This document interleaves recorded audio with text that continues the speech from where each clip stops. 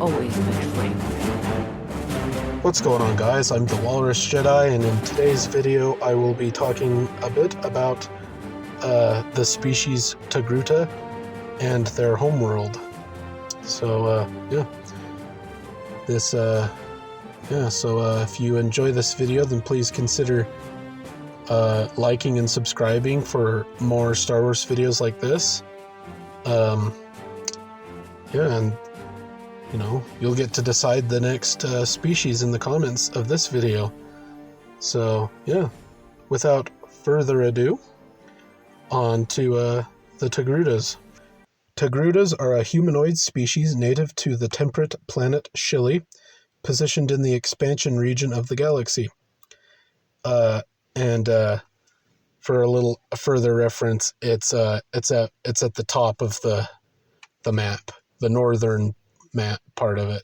You should see a dot designating Chile. So there you go.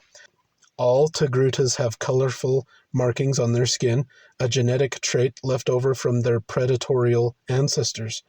Long, striped, curved, hollow horns spiral upward from the top of their skull, and 3 darker striped head tails, similar to a Twi'lek's Leku, drape downward, 2 to the front and falling over their chest, and 1 thicker tail that is centered at the rear base of their skull.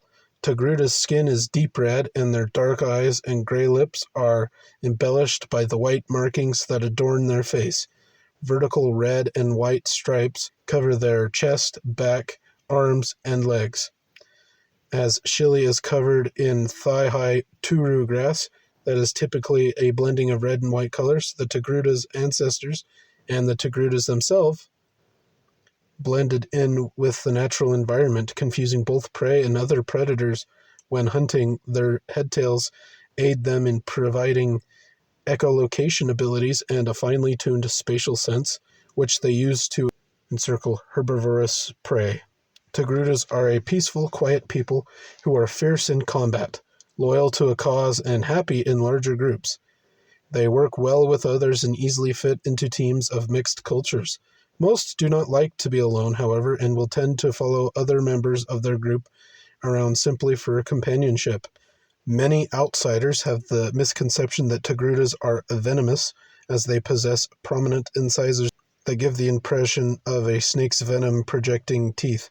Togrutas frequently have no idea how this perception originated, but sociologists believe it is because Togrutas prefer to eat their smaller prey while it's still alive, much like Thespasians. One of their favorite meals is thymars, small rodents that hide in the grasslands of Chile. Togrutas will take a living thymar and bite into it with their incisors, killing the creatures quickly and painlessly, and so observers have been known to mistake the thymar's death throes for the jolts of an animal dying of poisoning. But even though these convulsions are merely post-mortem muscle spasms, most Togrutas will not correct the misconception that they are venomous. The Togrutas' evolutionary ancestors were predators that lived and hunted in packs, and thus modern Togrutas are also effective hunters who prefer to dwell in dense, communal villages camouflaged by the forest canopies and sheltered in hidden valleys. Some vestiges of the Togrutas' beginning as pack animals remain in their social customs. First, as a habit, Togrutas do not wear shoes whenever possible, feeling that by covering their feet they are cutting themselves off from the land in a spiritual way. Also, every available able-bodied person is expected to take part in the village hunts, and the spoils are shared equally. This is expected even of young children as soon as they are able to effectively hold a weapon, and typically occurs without any specialized training. Togrutas believe that those who are unable to keep pace with the pack should be left to die, and on Chile, those who are unable to fend for themselves often do.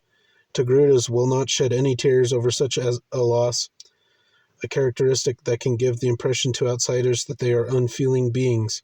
This is not the case, though, and the lack of remorse is instead a belief that the death of those unable to defend themselves is simply the course of nature. In addition, Togrutas wear the results of their hunts proudly, and as a sign of adulthood, it is common to see Togrutas wear the skins of the animals they've killed, or other trophies of the hunt. For example, the akul is a large carnivorous animal often hunted on Chile. Because it is the only native animal that poses a serious threat to the Togrutas. Fierce creatures that emit frightening growls, these orange-furred quadrupeds predominate on the open plains of Chile, attacking settlements and villages.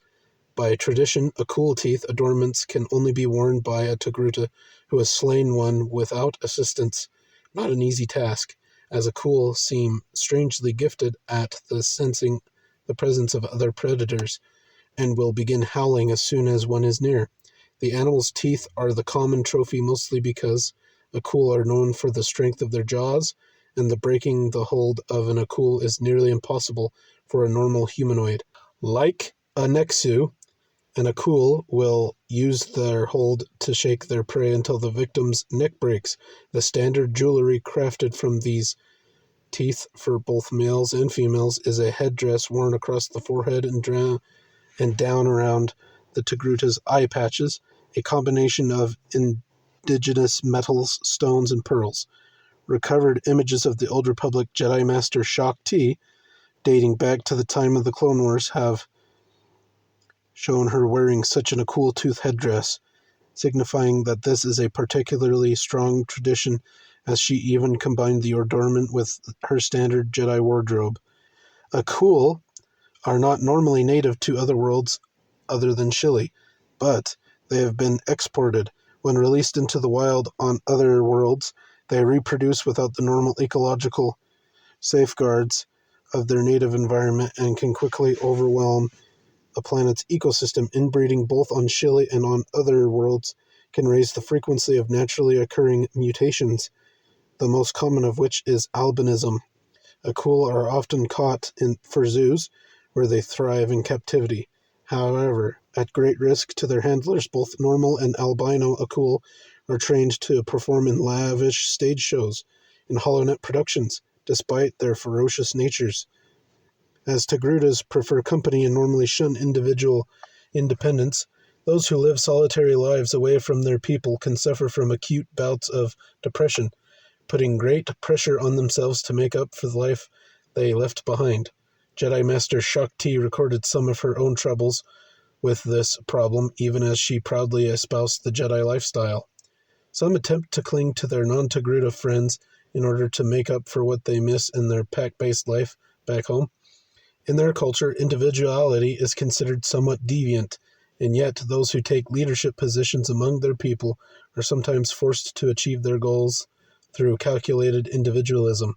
Sociologists claim this is a sign of the further social evolution of the Togruta people. With very few exceptions, Togrutas who venture off-world are members of the Jedi Order, and notably they tend to be female. Although there is no independent Force tradition on Chile, recovered historical records indicate Togrutas have joined the Jedi as far back as the very beginning of the Order, often serving with distinction. As already noted, Shaak Ti was a Jedi Master, one of several Togrutas to earn the rank. In addition, a Togruta female youngling named Ashla was a Padawan at the Jedi Temple on Coruscant during the Clone Wars, and perhaps not coincidentally, her name is an ancient word associated with the light side of the Force.